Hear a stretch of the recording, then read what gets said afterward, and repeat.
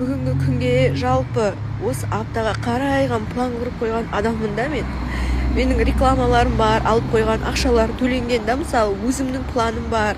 Сіздерге айтатын неше жаңалықтарым болды бар ғой. Бір сәтте адамның бір сөзі да адамды талқан қылады да. Агасик Бернур бөлек шықты, бөлек отбасы болып шықты. Бұған туысқандарға айтқым келеді. Бөлек шығу үшін обязательно ұрыс керістің, бір заттың болуының қажеті жоқ та. Мен наоборот қуанам, тақсыр екеміз қуанамыз.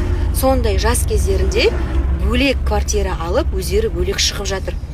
Пап, сіздерге масыл болмайық, өмірді көрейік, бөлек шығайық, көрейік деп жатыр да. Наоборот, өмірге деген талпынып жатыр.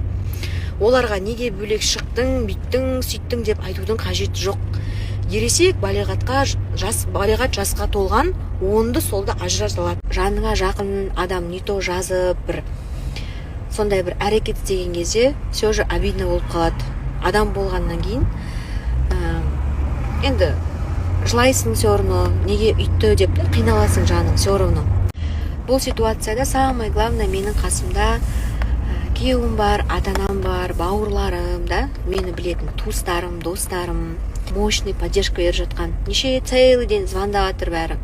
Қатты жарылып кеттім да. Құрсыныш деп инстаграмға шығардым.